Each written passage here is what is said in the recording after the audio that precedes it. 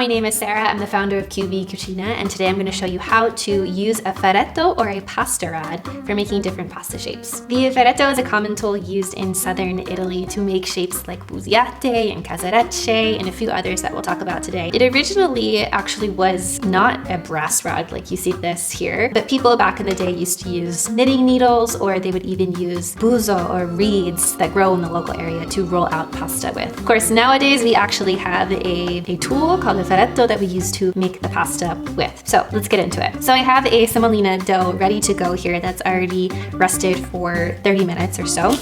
And we're just going to cut off a piece to start. The first shape that we'll make is busiate. Busiate are a Sicilian shape. They look a lot like streamers, sort of that ribbon, curled ribbon look. They're really, really fun and festive.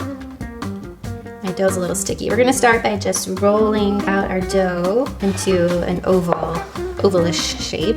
If you notice your dough, it feels sticky, you can always just add a little more semolina flour on top. And then we're going to cut this into strips, about a 1/4 inch wide. And then from there, we will roll these out into cylinders or little ropes. You don't have to be perfect, but just close enough.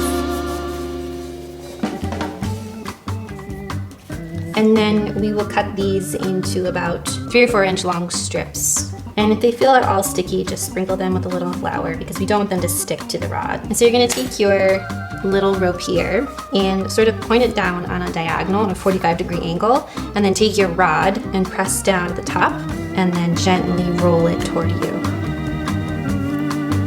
And then you just slide it off very, very gently.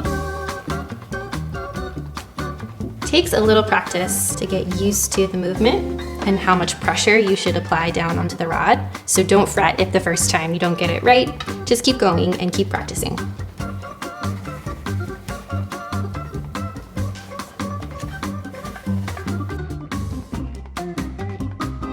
Okay, so those are the busiate. Another shape that we can make with the ferretto are casarecce. So to make casarecce, we're gonna start with another piece of dough. And this time we're gonna roll it into a rope. About a little more than 1/4 inch thick in diameter. You're gonna cut about 2 inches off. And then we're gonna take our rod and sprinkle a little more flour. Take our rod and then we're gonna press down into the shape. Sort of roll it back and forth onto itself, leaving it open in the center. Just wanna create a little bit of a hole there. So it's not quite a tube, but it does have some hollowness to it. Okay, the third shape that we can make with the ferretto are macaroni al ferro or fusilli al ferro, depending on what part of Italy you're in. So similar to the casarecce, we're gonna roll our dough into a rope and then cut off smaller ropes. We can go even a little bit longer for the fusilli. So you're gonna press down and then roll it back towards you, gently pressing down, and then roll it back forward to seal the outside, and then gently pull it off.